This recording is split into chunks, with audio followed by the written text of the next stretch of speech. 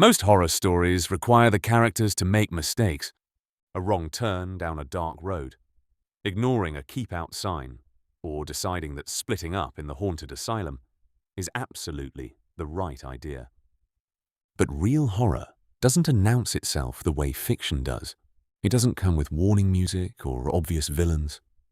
Sometimes it begins with something as ordinary as accepting a ride from someone who seems helpful. And on a day in May 1982, two 13-year-old boys on Australia's Gold Coast made exactly that decision. One of them would survive. The other would endure a level of cruelty that shocked investigators and scarred an entire country. His name was Peter Aston, and what happened to him remains one of the most disturbing child murder cases in Australian history. Viewer discretion is advised. While this video avoids any overly graphic detail where possible, the events in this case are deeply disturbing. In May of 1982, two friends, 13-year-old Peter Aston and 13-year-old Terry Ryan, were exploring the Gold Coast area of Queensland, Australia. Like many teenagers their age, they were rebelling in their own juvenile way by skipping school. Peter wanted to visit his older brother in Melbourne, and Terry agreed to accompany his friend as far as the Gold Coast. Eventually, they decided to try hitchhiking. It was a different time. Hitchhiking was more common, especially among teenagers trying to get around coastal towns. And at first, it seemed like they had found someone willing to help. Parked nearby was a vehicle with its hood open. Two men stood beside it, appearing to work on the engine. One was older, a man named Robin Reed, a 34-year-old corporal in the Australian Army. The other appeared younger, a 17-year-old Australian Army private named Paul Wayne Luckman. To the boys, it probably looked like an ordinary roadside situation. Two men fixing their car. Two teenagers asking for a ride. Nothing about it seemed immediately threatening. So the boys approached, and the men agreed to drive them. But almost immediately after the journey began, something felt wrong. Reed told one boy to sit in the front seat while the other sat in the back with Luckman. It seemed strange. But the boys complied.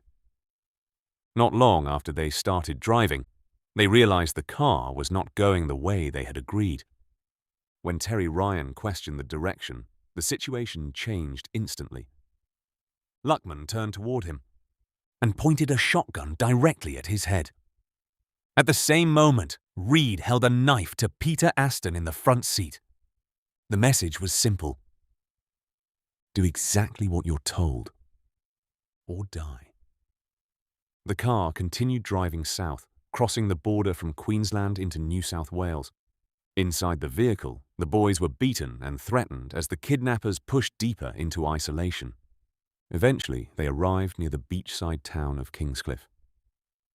And that's where the true horror began.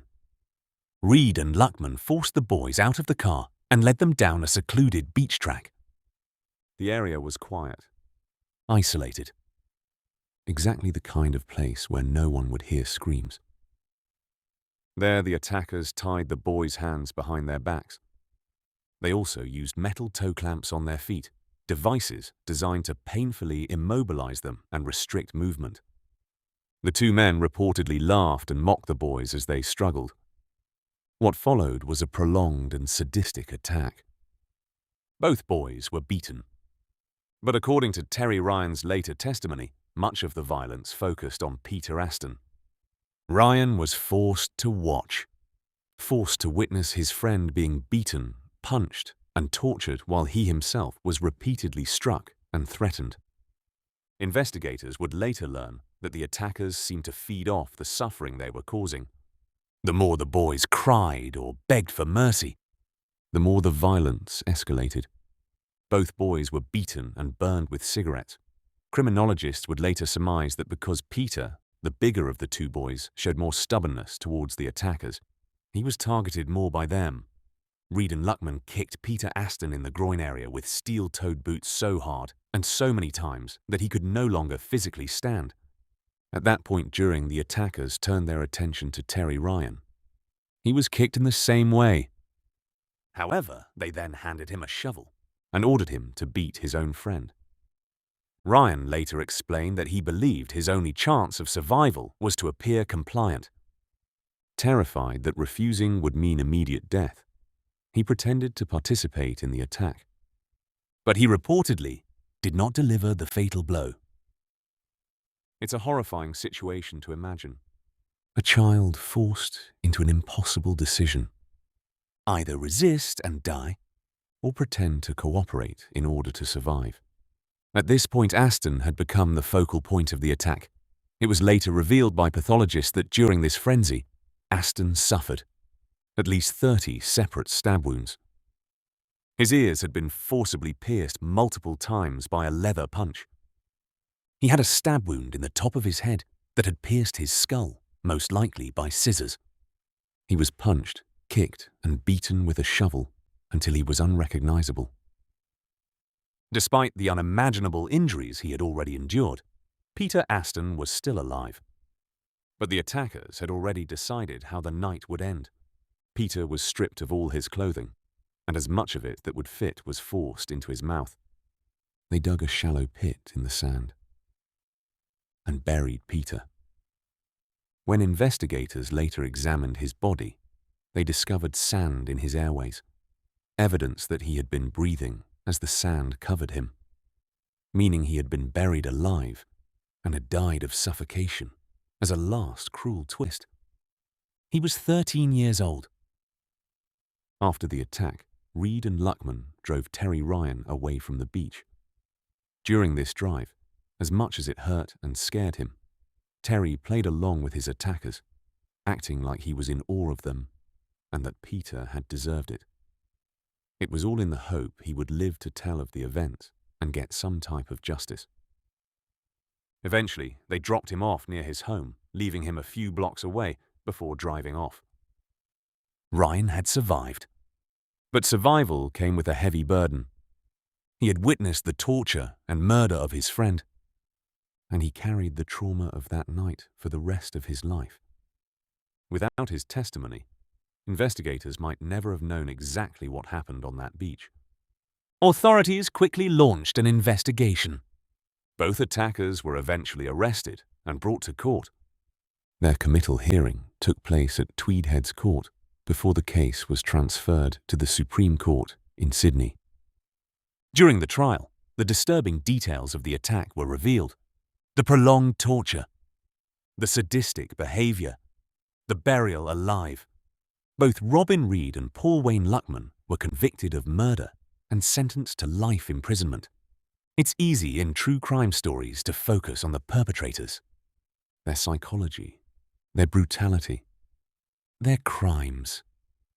But the most important person in this story is Peter Aston, a 13-year-old boy who should have grown up, who should have had decades of life ahead of him. Instead, his life ended on a quiet beach in New South Wales, a place that should have been peaceful, a place that became the setting for unimaginable cruelty. If you found this video informative, please leave a like and let us know your thoughts on this case in the comments. If you could also subscribe to the channel, it means we can continue to make similar content, shining a light of some of the worst real-life horrors with the utmost respect to the victims. Real horror rarely looks like fiction. It doesn't always come with warning signs. Sometimes it begins with a simple act of trust. Two boys asking strangers for a ride. One of them would make it home.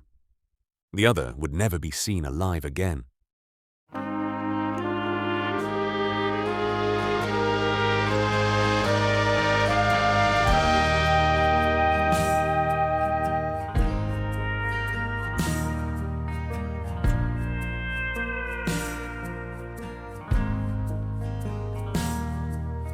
If death is a shadow that's hanging around, I will climb up the willow, never climb down. I cling to the sunshine that shines on my face, till that lonely old shadow